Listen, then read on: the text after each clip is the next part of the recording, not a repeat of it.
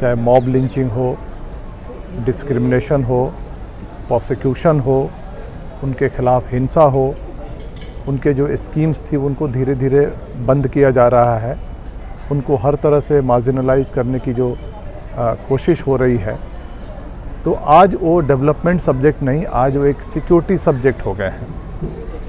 और इस दौरान मॉब लिंचिंग, लव जिहाद, एंटी कन्वर्जन लॉ, ट्रिपल तलाक, इस तरह के टारगेटेड लेजिस्लेशंस बने हैं जिनकी कोई ज़रूरत नहीं थी।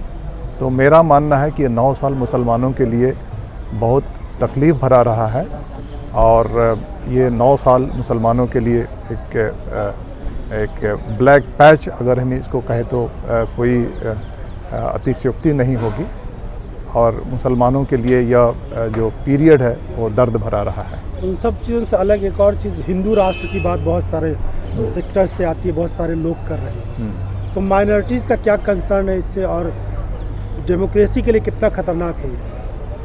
देखिए, जो माइनॉरिटीज़ हैं, चाहे वो भारत के माइनॉरिटीज़ हों या विश्व के माइनॉरिटीज़ हों, उनका हमेशा यह विश्वास रहता है कि अगर देश लोकतांत्रिक रहे, देश सेकुलर रहे, तो उनके राइट्स प्रिजर्व्ड होते हैं, उनके राइट्स प्रोटेक्ट होते हैं।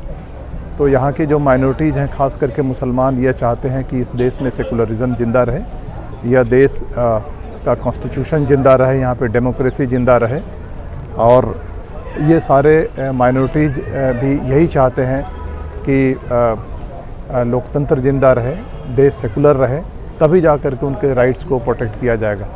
जहाँ तक एक मजहब के राष्ट्र बनाने की बात है, इसको कोई भी तायद नहीं करता है।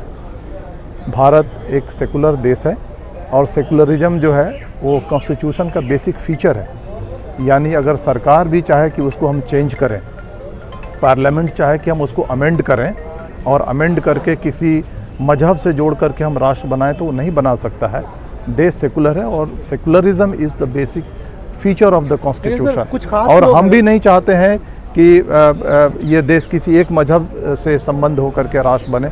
हम चाहते हैं कि भारत सेकुलर था और सेकुलर ही रहना चाहिए। कुछ खास लोग हैं, एक खास धर्म की बात यानी हिंदू राष्ट्र की बात करके चले जाते हैं। कुछ पॉलिटिशियंस कहते हैं अगर हम कह दें कि मुस्लिम राष्ट्र आएगा, सिख कहते हैं, कुछ और कहते हैं, तो उन पर तो बड़ी बड़ी कार्रवाई हो जाती है। इन लोगों पर क्यों नहीं होती आखिर? आप एडमिनिस्ट्रेशन में रहे हैं, फॉर्मर IPS रहे हैं, इससे भी रिगार्डिंग आपसे। देखिए, आप सबको पता है कि जो लोग ये बात करते हैं उनकी पार्टी सत्ता में बैठी हुई है और यह सरकार इंसाफ के पैमाने पे बिल्कुल फेल है। यानी ये सरकार इंसाफ नहीं दे सकती है। डिस्क्रिमिनेशन इसका एक बेसिक फीचर है। तो अगर जैसे आपने कहा कि कोई आदमी बात करता है कि इस्लामी राष्ट्र बनाने की, अगर वो नहीं भी बात करता है, अगर मतलब साइड से भी बात करता है, तो उस पर तरह तरह के मुकदमे दाखिल किए जाते हैं। और सेम बात हिंदू राष्ट्र बनाने की अगर कोई बात करता है तो उस पर किसी तरह का ऑफेंस दाखिल नहीं होता। मुझे ये मानना है कि अगर कोई आदमी हिंदू राष्ट्र बनाने की बात करता है, इसका मतलब है कि देश के बेसिक फीचर को चेंज करने की बात करता है, सेकुलरिज़म को चेंज करने की बात करता है, उस पर भी देशद्रोह की कार्रवाई होनी चाहिए। और अगर जो सरकार है, अगर सरकार कार्रवाई नहीं कर रही है, सरकार अगर इंसाफ करने के इसमें नहीं है, तो कोर्ट को सुओ मोटो कॉग्निजेंस लेना चाहिए। नई संसद बन रही है, बहुत सारे लोग उसका बहिष्कार कर रहे हैं। तो एनडीए की तरफ से कहा जा रहा है कि बहुत सारी पार्टियां समर्थन कर रही है। मीडिया में ये कहा जा रहा है कि अपोजिशन पार्टी बेकर गलत मुद्दों को उठा रही है। आपको लगता है कि इस तरह से बहिष्कार होना चाहिए नई संसद का, जो सारी बातें हो रही पॉलिटिकल? देखिए, संसद के बहिष्कार की बात आज बहुत लेट बहिष्कार हो रहा है। इसका तो बहिष्कार उसी दिन होना चाहिए था जिस दिन इसकी नींव पड़ी थी, क्योंकि हमारे देश में ऑलरेडी एक संसद है और संसद पूरी तरह से सक्षम है देश के कानून बनाने के लिए। और अभी तक सभी वहाँ बैठ रहे हैं 12,000 करोड़ लगा करके। एक ऐसा देश जहाँ पे एक significant population below poverty line है और उसके 12,000 करोड़ को लगा करके एक दूसरी बिल्डिंग बनाना, इसकी मैं तायद नहीं करता हूँ। जिस दिन इसकी नींव पड़ी थी उसी दिन इसका अपोज होना चाहिए था। सर, गिरिराज सिंह ने एक बार फिर कहा है पाकिस्तान वाला मसला। 75 साल हो गए देश को आज़ाद हुए, अमृतकाल मना रहे हैं। उन्होंने कहा कि उस वक्त में गलतियां हुई, सभी मुसलमानों को पाकिस्तान में भेजा गया। क्या कहना चाह रहे हैं वो? देखिए, जो कोई भी कानूनी काम होता है। देश भी एक कानून के तहत बांटा गया था और कानूनी प्रक्रिया के तहत बांटा गया था, और ये लोग उस चीज़ को पूरी तरह से पढ़ते नहीं हैं। ये कहा गया था कि जो माइग्रेट करना चाहता है वो माइग्रेट करके जा सकता है, नहीं जो माइग्रेट करना चाहता है वो रह सकता है। मुझे लगता है कि गिरिराज सिंह ने पूरी बात पढ़ी नहीं है और अधूरी बात करते हैं, और व्हाट्सएप यूनिवर्सिटी या बाकी जो प्रोपेगेंडा जो वेबसाइट्स हैं उनसे जो बात फैलाई जाती है वो बात करते हैं। और दूसरी बात है पाकिस्तान जाने की, वो बात पे जो पाकिस्तान जाने की बात करते हैं, मैं उनसे पूछना चाहता हूँ कि क्या उन्होंने वीज़ा सेंटर खोल करके रखा है क्या, या आज तक 9 साल से वो गो टू पाकिस्तान बोले हैं, आज तक एक भी आदमी को उन्होंने भेजा है क्या?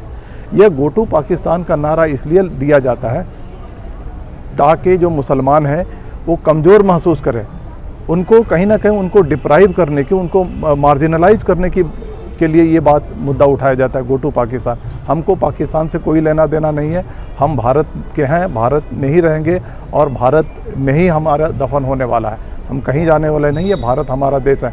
हाँ, उनको अगर प्यार है पाकिस्तान जाने की तो वो जा सकते हैं। दूसरी बात मैं कहना चाहता हूँ कि अगर टेस्ट देशभक्ति और देश प्रेमी की है तो जो लोग 1,75,000 हर साल देश छोड़ करके जा रहे हैं, उसमें से ये आंकड़ा निकालना चाहिए कि उसमें हिंदू कितने मुसलमान हैं, किसको देश से प्रेम है, किसको देश से प्रेम नहीं है।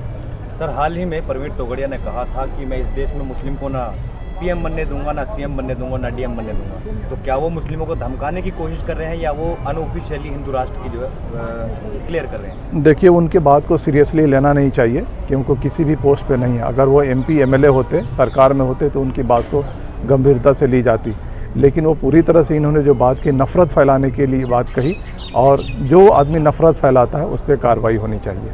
इस स्टेटमेंट के लिए उन पर कार्रवाई होनी चाहिए।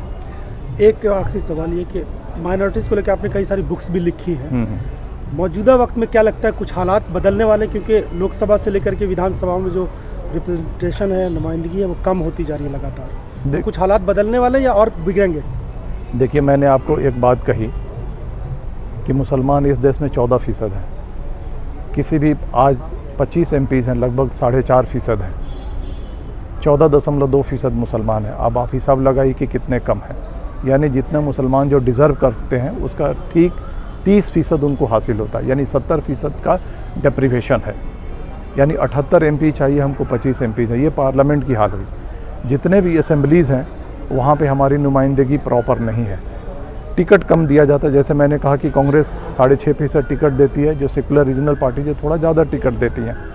आज का ये हाल हो गया है कि मुसलमानों के इश्यूज़ पे कोई बोलने वाला नहीं है, मुसलमानों के साथ कोई फ़ोटो नहीं खिंचाता है, मुसलमानों पे जो जुल्म और ज़्यादती हो रही है उसको इलेक्शन में चर्चा नहीं किया जाता है, मुसलमानों के इश्यूज़ को मैनिफेस्टो में शामिल नहीं किया जाता है। अगर इसी तरह से मुसलमानों को नेगलेक्ट किया गया तो मुसलमान भी अपना ऑल्टरनेटिव ढूंढने के लिए मजबूर होगा। कैसे मुसलमानों के साथ फ़ोटो नहीं किया, मतलब किस तरह के मुसलमानों के साथ? फ़ोटो खिंचाने का मतलब मेरा ऐसा नहीं कि फ़ोटो खिंचा जाए, मेरा ऐसा बोलना है कि आज जो पार्टियां मुसलमानों की वोट लेती हैं वो मुसलमानों के एरिया में प्रचार तक नहीं करती हैं, उनके इश्यूज़ को नहीं उठाती हैं।